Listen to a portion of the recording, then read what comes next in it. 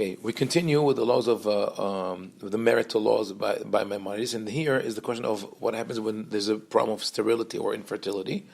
So in Halacha 8, he says, if she lived with him for 10 years and did not have children, and he is not impotent, we assume that it's her problem, and he could give her a get without ketubah. V'yesh la tosefet. So he has to give her a divorce, but she does not get her ketubah. But if there was a tosefet, meaning if there was a commitment that he added in the ketubah that he's doing it on his own will, he should pay her that. Now for them, sterility would depend on whether the men could be what is it called, yorek haetz, shoots like an arrow, meaning that he could have erection. They didn't know that the one can have that and still be have sterility, and they blamed her. But if he's impotent, then it's his problem. And when he divorces her, he gives her the ketubah, the main part, and the tosefet, and the additional part that he committed himself to. The Ra'avad, here is our Ra'avad that we spoke of who wrote the arguments against Maimonides. Ra'avad says he should only pay her the capital, but not the additional payment, because he could argue that he did not plan, when he wrote in the ketubah that I'm adding of my own money a certain commitment, I did not do it thinking that we're going to get a divorce because I have a problem of infertility. So in this case, we see that the Rambam is a little more on the side of the woman. The question would be whether, according to the Ra'avad, when he divorces her, when he thinks that it's her fault that she cannot have children, whether he would pay her the additional sum in the ketubah. Maybe according to the Ra'avad, she's going to lose everything. Now, have in mind. Tell us again who was the Ra'avad? Ra'avad is Rabbi Avraham ben David of Poskers. It's important to mention here that not everybody agrees with Rambam that the next step after years of infertility is divorce. But there are still people who think like that in the Jewish world. I'm going way forward in time, but Rabbi Yosef Mesas was asked about that, and he said, when the rabbi said that if a couple was married for 10 years and had no children, they should get divorced, they did not mean that they have to get divorced, but rather that they allowed to get divorced if there's mutual consent. But if they are not interested in that, if they say we accept the fact we have no children and that's how it is, that's fine. I wrote an article about that a while ago, and a friend of mine wrote to tell me thank you, because as it turns out, him and his wife were going through fertility treatment for a while. They were not successful, but the family around them, instead of being supportive and understanding their strife, kept telling them that they must get divorced and marry other people. It's crazy situation. But so that's the mentality of Maimonides and other rabbis. But some say that, which is logical and just makes sense, that nowhere was there an obligation for a couple to get married, or in this case, sometimes they would let the husband marry a second wife. Nothing can be done without the consent of the woman. In Halakha 10, he says, a woman who came to Bedin and said that her husband is impotent, the judges should try to arbitrate between them, to find reconciliate between them, and tell them, you should stay with him 10 years. And if after 10 years you still have no children, then you could sue him, or then you could file for a divorce. But you cannot force her. She could file for a divorce, but you try to stall. Megalgelin ima is you dialogue with her, but basically you're stalling the case, and you don't force her to be with him. You don't call her a rebellious woman, but rather you try to drag it out until they reach an agreement, and that's also a deviation from the law of the Geonim and the law of the Talmud that says that when a woman claims that the husband is impotent, she could get a divorce right away. Instead, they force her to stay with him for 10 years. In In Halacha 16, Maimonides again, it says, though one fulfilled the commandment of being fruitful and multiply by having a boy and a girl, he is commanded by the rabbis to not stop having children as long as he has the ability to do so, because one who adds one soul to the Jewish people is as if he built a whole world. And also, it's a commandment by the rabbis, and that is very shady, not shady, like say questionable definition. What is mitzvat hachamim? That was not mitzvah. The rabbi never said it's a commandment. There was a statement by one of the rabbis more as a moral, ethical teaching, not as a mitzvah. He turned it into a mitzvah, which is one, that continue having children. Second, shelo yeshev adam belo isha, shelo yavo lideihu. One should not live without a woman, meaning he should always be married. A widower or a divorced man should remarry. Why? So he will not have sinful thoughts. Remember that we spoke about the obsession with sinful thoughts. And here also, the woman is perceived as that tool that helps the men not to have sinful thoughts. It's not about relationship, it's not about love, it's about her helping him not to be a sinner. And a woman should not live without a man. She should be married, shalot tehashed, in order for people not to suspect her that she is being promiscuous. That, I don't know if it's because of that legislation or just human nature, but it's more common among Orthodox circles, that the moment you meet someone who's single, you try to hook him up or her up with someone. And I know from friends of mine and students and colleagues who are single that they dread going to certain community events or to the synagogue, because they know that the first thing they'll ask them, are you married? Oh, you're not married? Oh, come, let me introduce you to something. And if they say, I'm not interested, what happened? Are you gay? And if they say yes, God forbid. So it's a terrible, terrible situation. And I don't know where this mentality came from. I told people that I know that if my children chose to not get married and not have children, I will respect their decision. And my friends who heard that, I know, almost fainted.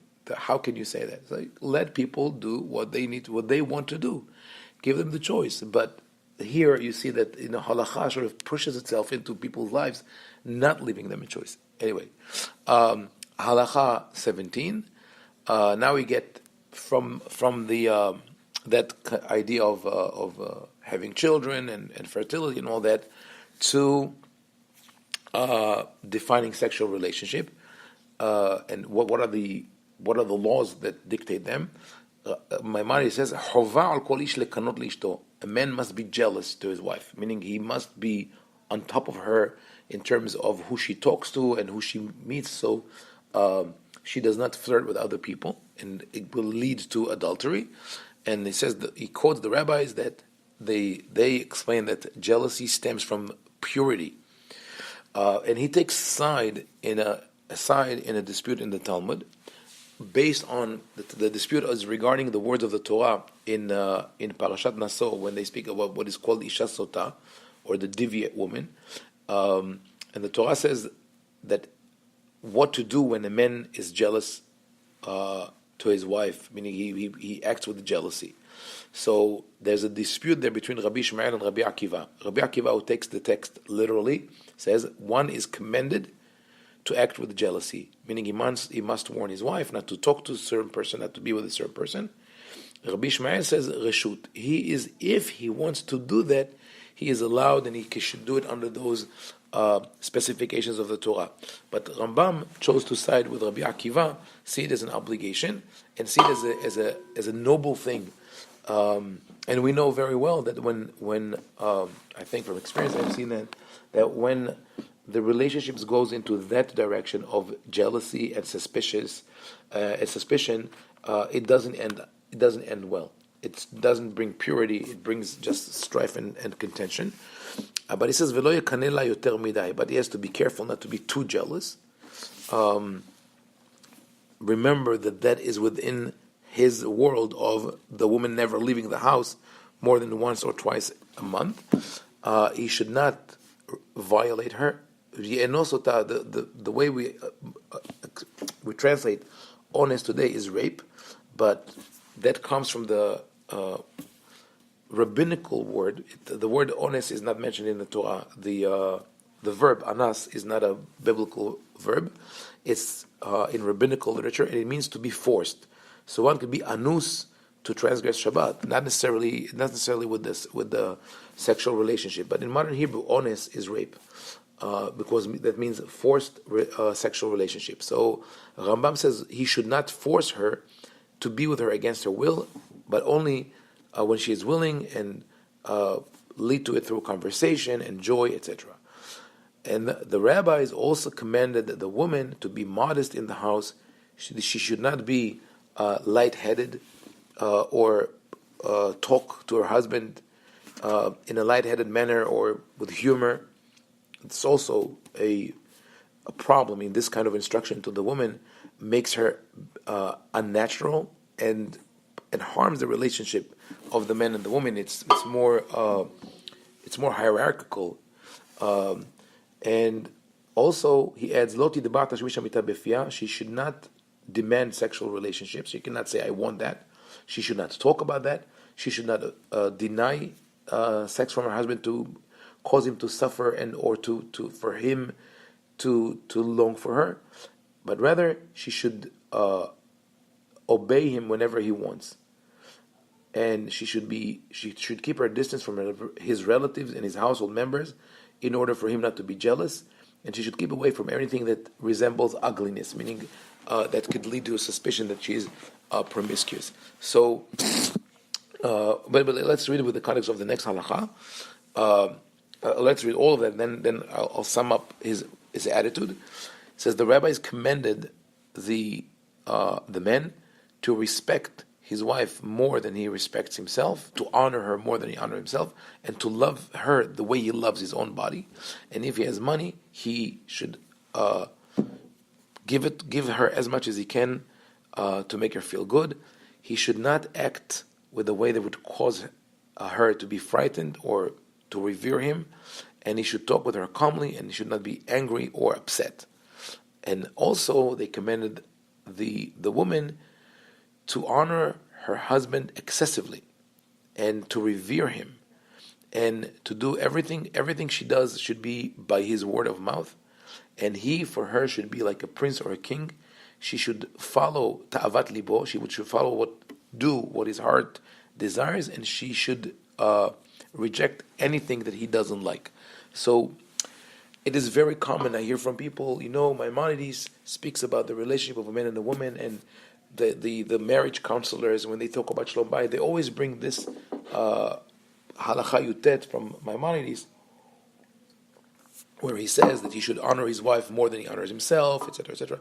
But when you take it with the full context, it's not so much in favor of the woman. You see that the language used when we speak of what the woman has, what the wife has to do towards her husband, he should honor her more than he honors himself, but she should honor him excessively. It's not the relationship, they're not on the same plane. It's not a husband and wife, but more like almost a father figure or a ruler, a king. She's the servant. He has to, on one hand, he warns the husband not to frighten his wife too much, but on the other hand, he tells the wife that she should revere her husband. What kind of a relationship is that? That's a marital relationship, the relationship of reverence. If we look at one couple in the Tanakh that had that kind of relationship, maybe it's Rivka and Yitzhak. It seems like Rivka revered Yitzhak because they loved each other, but she revered him because of his personality. He was tacit. It was taciturn. It wouldn't talk too much. It was maybe his harsh childhood. What did it lead to? It led to Rivka manipulating Yaakov to cheat Yitzhak, to steal from Esav, to split the family. That breeds destruction. So, all in all, when we take it together, we see that even when in places where Maimonides tries to balance the instructions and to show that the men and the women are on the same plane, they're not. There is much more credit given to men here, and he could control her in a way that makes her submissive and reverent towards him. Um, Further in Ilchot Yishut, in chapter 21, Halacha 1, now he speaks about what is the obligation of a woman towards her husband, and a lot of it is based on the Talmud, but as we see later in the responsa literature, there were other rabbis who disagreed with Maimonides. They said you had to emphasize more the minhag medina, the practice, the local practice, than the law of the Talmud. So he says this: whatever a woman finds or earns belongs to her husband. Meaning, even if she found something in the street, she cannot claim it. She has to give it to her husband. What she does, she gains, earns, belongs to him. Remember that we said that she does have the option to say, don't provide for me, and don't and let me have my own account. But that's also it's sort of unfair, because we don't have the. I mean, it's obviously belongs to an earlier period, but it's not a common account where they spend together and earn together, but rather there are two options: either he gets all the money and he decides how much to give her for expenses and for provisions, or she runs her own account and he runs his own account, including spending on food. So not a great variety of flexibility there. He says, what does she have to do? My mind said, what are the Maya Osalo, meaning what are the chores that she's obligated to do? It's all according to the practice of that locality, where for example, weaving, embroidery,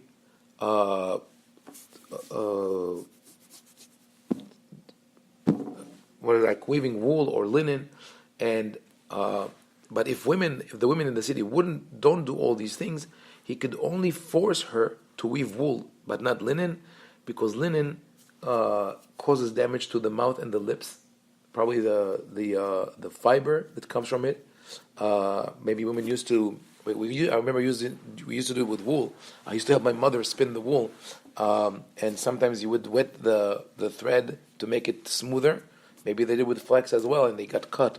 But my mother says he all follows the practice of the city, but one thing she has to do wherever she is, and that's spinning wool and weaving it. Ve'ativui ya melacha miyuchad hanashim. Spinning wool is women's expertise. That we ran into this statement several times. It's the statement in the Talmud, En chokhmah leisha ela bepelech. They took the statement in the Torah, V'kol isha chachmat lev beyadea tavu. The wise women spun wool and wove fabrics, to say that the only wisdom that the woman possesses is with the spindle. I think, and now I'm thinking back, I need to reach to Dr. Alice Shalvi, who founded years ago a school for girls in Yerushalayim called Pelech, Spindle. My sister attended this school, and she's a feminist, and I wonder if she chose this deliberately as a protest against this statement. Now see this.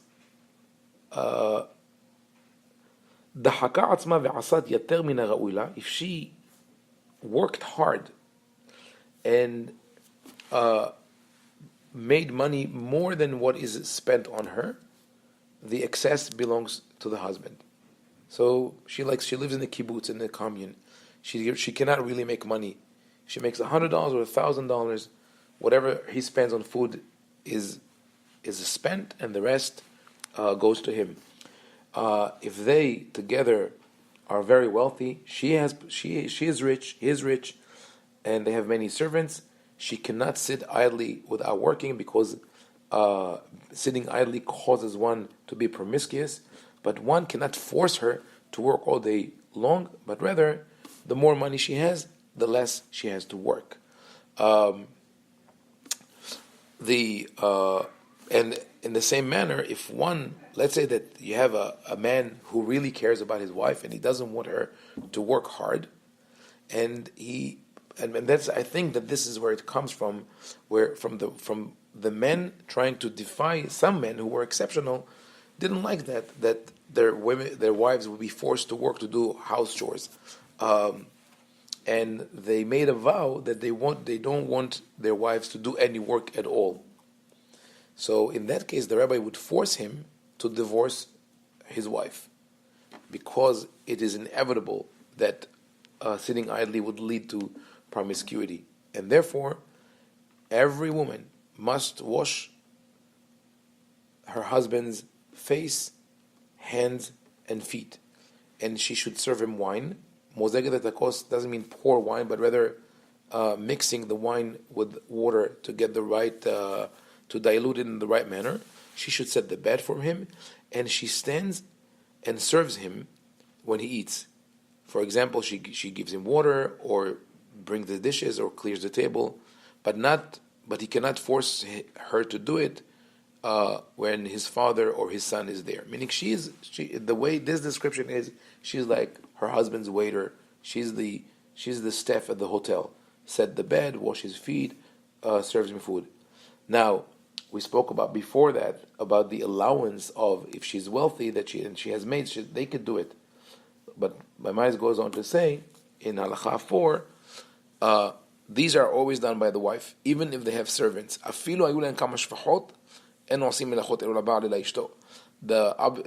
it's only the wife should do that. Now you would ask the question: was it followed everywhere? Did people do that? Most probably not. No, the answer is probably not.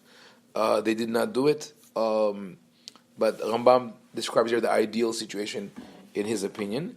But even if they did not do it, it has probably influenced the way people think about what men think of what they have to do. And it was not that difficult to convince men to follow these halachot, because their natural tendency, you know how it is.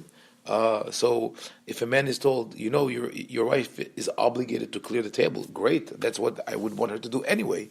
So it's not like trying to convince her to do something against her will. And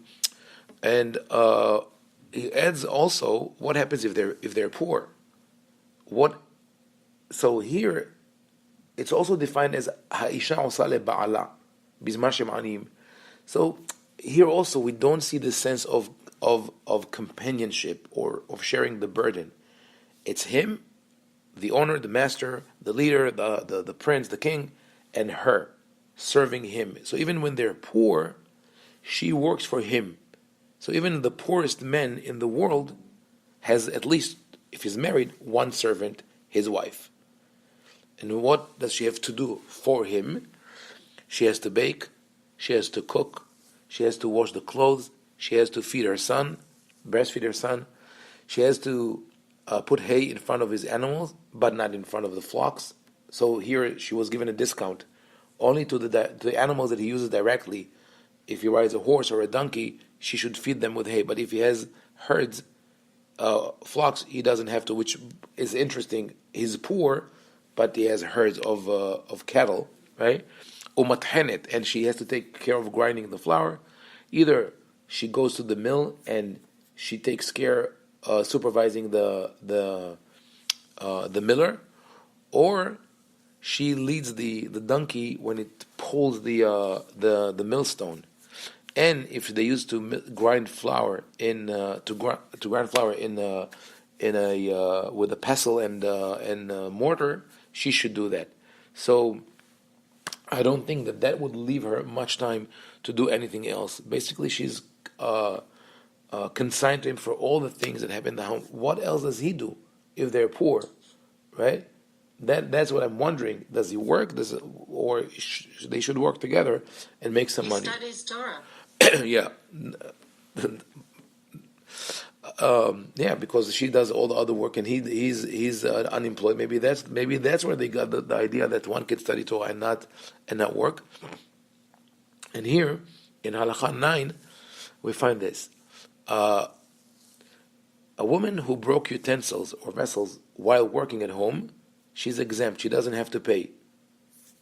Meaning, we would have thought that she should pay him. And here again, unlike the halacha that we saw before about the moredet, the rebellious woman, which was Rambam's interpretation, that he brought us back to the Talmudic law, he quotes the discussion of the Talmud. But he adds the reasoning. He says it is not it is not a law, meaning that according to the law, she should have paid her husband. But rather, he says it's not the law, it's a regulation. What is the regulation? If she would have been responsible to pay for things that she broke, there would never be marital harmony, because now why there would be no marital harmony? Why would there be marital strife? You think that she would be upset when she has to pay him. She says, "What? I need to pay you? I can't believe it." Right? They're fighting. No, that's not the fight. The real concern is that because you make her pay for her for being careless, she will become extremely careful, and she will not do the chores that she has to do, and then they'll fight. So the concern here is not about her feeling wronged by being made to pay for what she broke, but rather him being wronged by not getting the works that the chores that she needs to perform for him. And here the Ravad also chips in and explains differently why she doesn't have to pay, but not in a way which is necessarily favorable to women. The Ravad says, "En ze min adin, Amar Avraham." That's how he always introduces his criticisms of Maimonides. Lo min Hashem hu zeh. This is not the reason. Ela mipnei shishmira ba'alim shu sachur la b'chol sha'a. He says this is when you look at the laws of guardians in the Torah, as they are interpreted in the Talmud. There's a concept of shomer sachar, of someone who rents an animal or utensil from a friend, and if the owner is with the renter at the time of the loss or the accident, the renter is exempt from payment.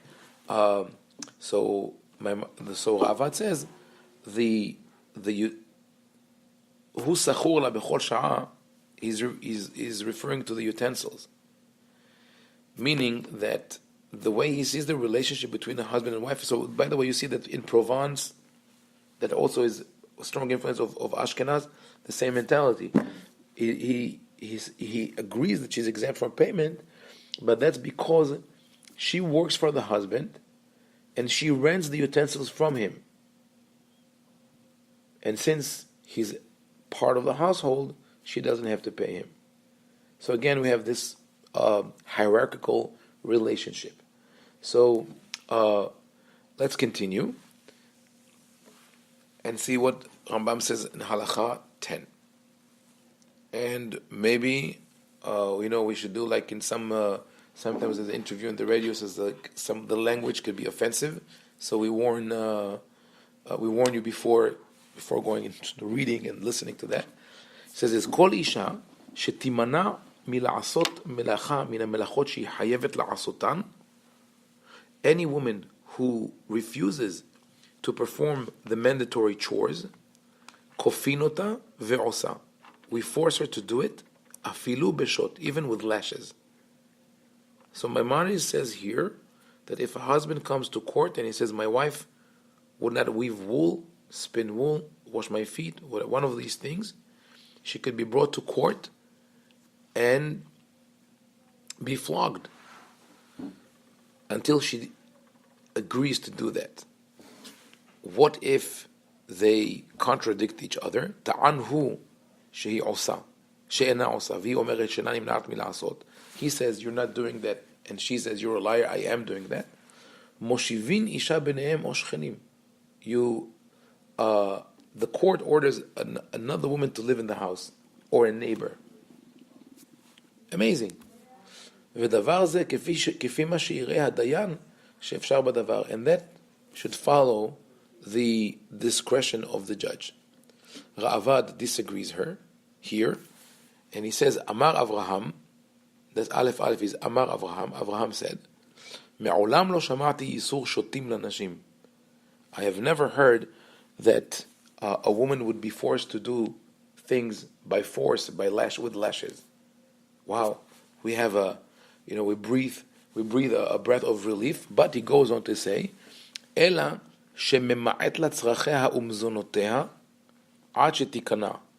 Rather, the husband is allowed to deny her food and needs meaning could be clothes, food, sexual relationship until she gives in. So neither Maimonides or Nachmanides, Nachmanides is the next one. Neither Maimonides or the Avad are really in favor of the woman. She is enslaved and she must do these chores, and if she refuses, according to Rambam, you could use physical violence, although he qualifies it by saying that it's up to the judge, or according to Ravad, he could force her by denying her certain rights and things that she's entitled to. So yes, this couple of chapters in Maimonides, I think, are really disturbing when we read them and we think of the full impact that they had on the Jewish community. Not all of them were followed. Some of them were only the decisions of Maimonides, but still, to think that people wrote that way is, and it's Maimonides. So we have to have in mind that those are things that we have to deal with when we strive to change women's status and to understand how they were treated in the past. This is something that has to be in the focus of our attention, especially since the teachings of Maimonides, even we're doing now a course on the status of women in Sephardic literature, but Maimonides is beyond the scope of Sephardic literature. His teachings are followed everywhere. As we mentioned before, the Yeshiva University, OU, and many modern rabbis see Maimonides as their leader in terms of halakha and philosophy. And when someone comes and claims, I'm a Maimonidean, I follow everything according to the laws of Maimonides, we should ask him, is this so? Is this, if you follow Maimonides, you should force your wife to start spinning wool for you? Is that something that you do? And so these are things that we have to deal with.